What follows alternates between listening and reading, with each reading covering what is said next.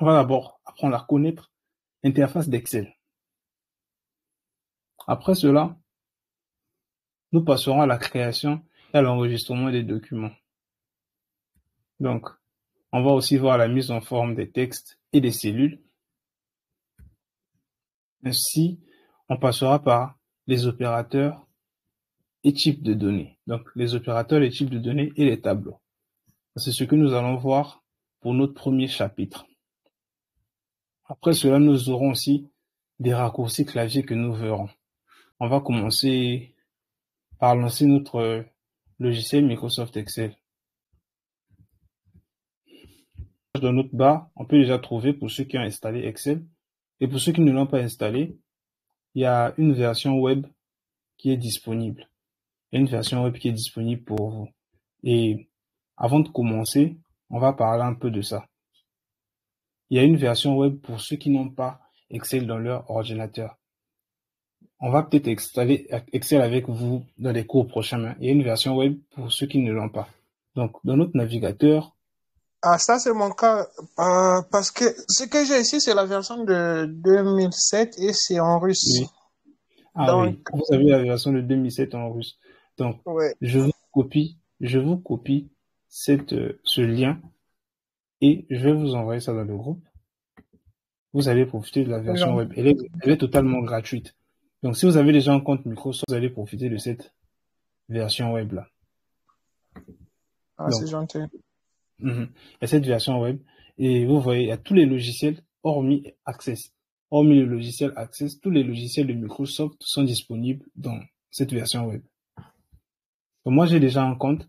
Vous pouvez vous inscrire et puis lancer tout. Moi, j'ai déjà un compte. Du coup, il peut arriver que je travaille dans l'ordinateur d'une autre personne. Ça peut t'aider avec la version web.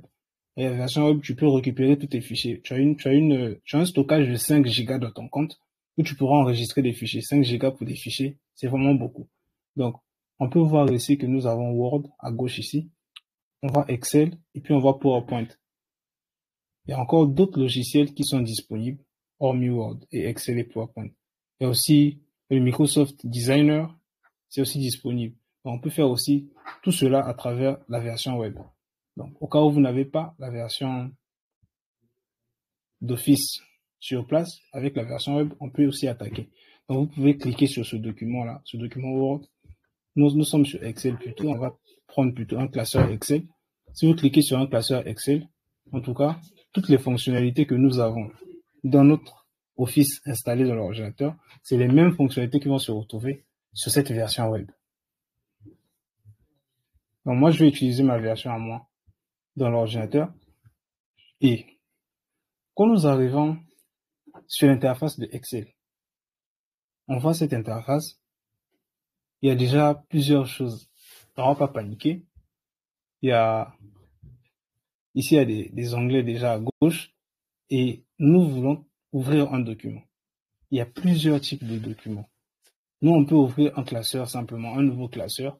Et les documents de Excel sont appelés des classeurs, ce qu'il faut savoir. Dans Excel, on appelle un document un classeur. C'est comme dans votre vie quotidienne. Vous avez plusieurs feuilles dans votre classeur. C'est de la même façon que Excel a conçu ces trucs. Il a conçu ce logiciel de telle sorte que dans le même classeur, on ait plusieurs feuilles. Donc, on peut avoir plusieurs feuilles connectées dans le même classeur pour éviter d'avoir plusieurs fichiers Excel. Donc, Excel a préféré créer un classeur plutôt qu'un fichier simple. Donc, on peut ouvrir un classeur, un nouveau classeur, tout comme vous êtes peut-être deux fois pressé derrière le temps, vous voulez faire quelque chose de très rapidement, et il y a déjà plusieurs classeurs qui sont disponibles. Vous voyez, si nous cliquons ici sur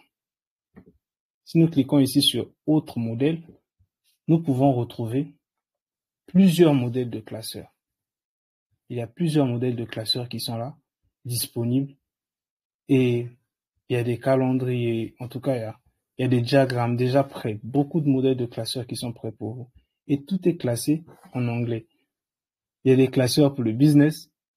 Si on clique sur le business, si vous avez la connexion Internet, en tout cas, ça va vous sortir tous les classeurs sur le business qu'eux, ils ont déjà préconçus. Il y a aussi des classeurs Par exemple, on veut faire des listes, on veut calculer les budgets. Par exemple, sur les budgets, il y a aussi plusieurs classeurs qui sont disponibles. Donc, vous pouvez déjà prendre ces classeurs avec des fonctions déjà disponibles dedans et commencer à travailler. Nous, comme on est dans la formation, on va aller sur un classeur vide. On va commencer sur un classeur vide. Donc, on clique sur le classeur vide et on voit notre interface d'Excel. Excel est là. Ça, c'est l'interface d'accueil de Excel.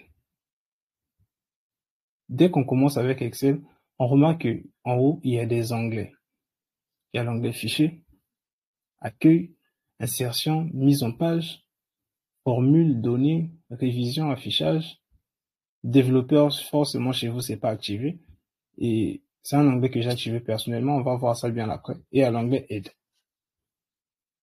Chaque partie de ce volet de navigation est appelée onglet.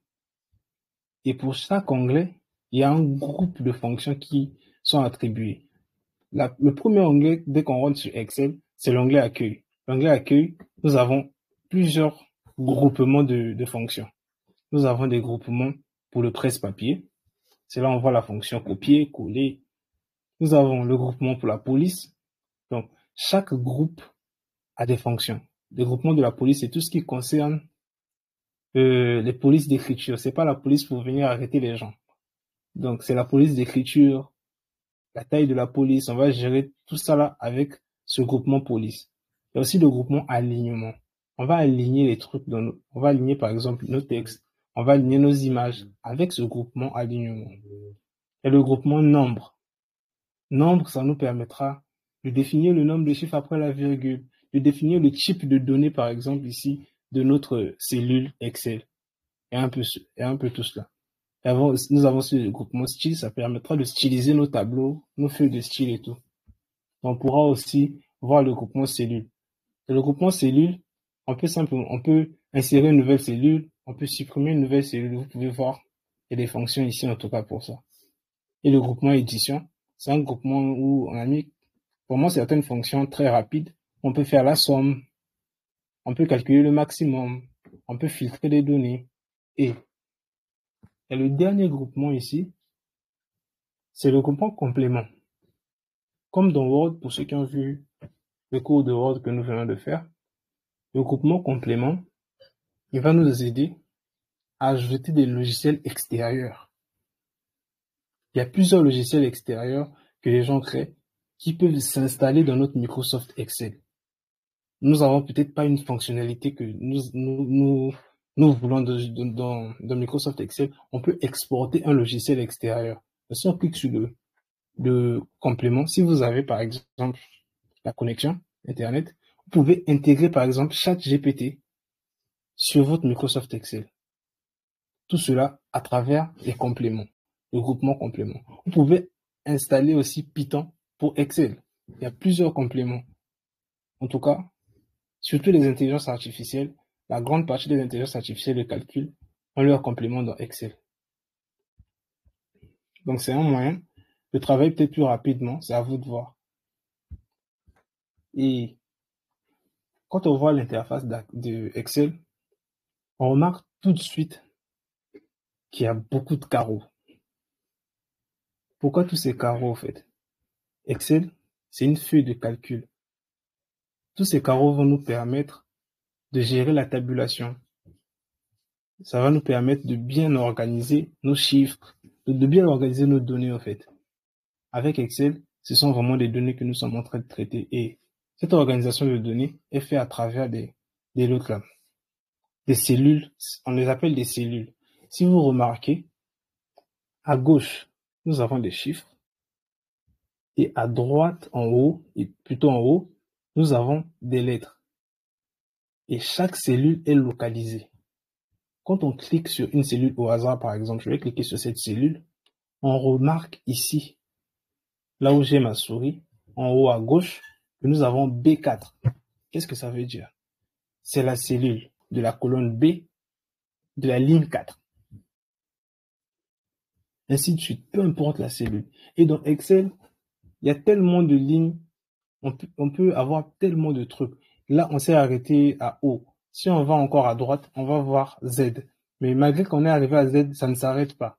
Il y a encore des cellules A, B, AC. Il y a tellement de cellules, il y a tellement de lignes et de colonnes pour permettre à tout le monde de pouvoir stocker autant de données qu'ils veulent. Si on commence à scroller sur cette liste-là, ça va pas s'arrêter en tout cas. Vous allez vous fatiguer. Vous allez même dormir. Vous faites que scroller.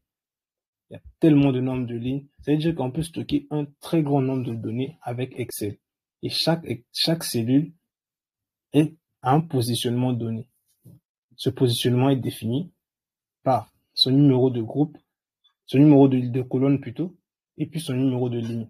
Nous sommes sur la cellule C3. Ça veut dire que il est dans la colonne C et sur la ligne 3.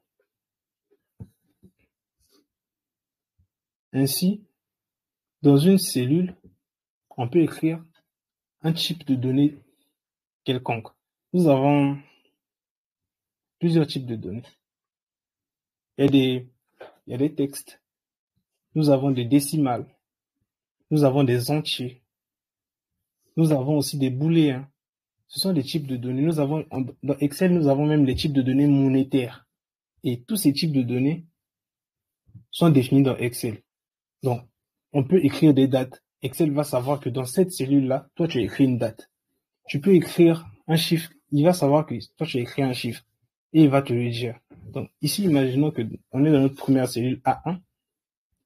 On écrit 12. La cellule A1, quand on écrit 12, ici, Excel, on peut venir modifier notre cellule en double-cliquant dans cette cellule, ou bien simplement ici, nous avons la barre de formule, ce que nous appelons la barre de formule. Cette barre de formule-là nous permet de modifier une cellule, d'effacer son contenu, de changer tout ce que nous voulons, et il permet aussi d'ajouter des formules. Les formules sont des trucs qu'on va voir bien après. Donc, si on écrit 123 ici, ça va se modifier. On écrit 1, 2, 3, 4, ça va se modifier. Et dans une cellule, comme je vous ai dit, une cellule peut contenir des chiffres et des lettres. Donc, on peut écrire Excel. Ça va accepter ce type de données. Maintenant, comme je vous ai dit, dans Excel, il y a plusieurs types de données. Ici, dans notre onglet nombre, on peut définir plusieurs types de données. Quand on clique sur la flèche, on voit les types de données dont je vous ai parlé. Vous voyez, il y a les données standards. Les données standards, on a même écrit en bas, aucun format particulier. Donc, lui, tu peux tout mettre dedans. Chiffre, nombre, lui, c'est pas son problème. Ce sont des données standards. Ça veut dire, c'est une cellule où tu pourras tout mettre. Et puis, il y a les types de nombres. Donc, ce type-là, tu ne pourras stocker que des nombres. Soit des nombres à virgule, soit des nombres entiers. Après, nous avons les données monétaires. Les données monétaires, c'est là que on va voir l'apparition de notre monnaie. Par exemple, en Russie, c'est le rouble. En Afrique, là-bas, c'est le franc CFA. On va voir l'apparition de ces francs CFA-là. Et les données de comptabilité, ça aussi, on va les voir. Et puis, les dates courtes et les dates longues. On peut aussi stocker des heures dans les cellules d'un fichier Access. On peut aussi stocker des pourcentages, des fractions, des données scientifiques comme des chiffres avec des exposants. Et puis, on peut stocker, comme je vous l'ai dit en bas, du texte. Il y a encore d'autres formats qu'on va découvrir dans la formation.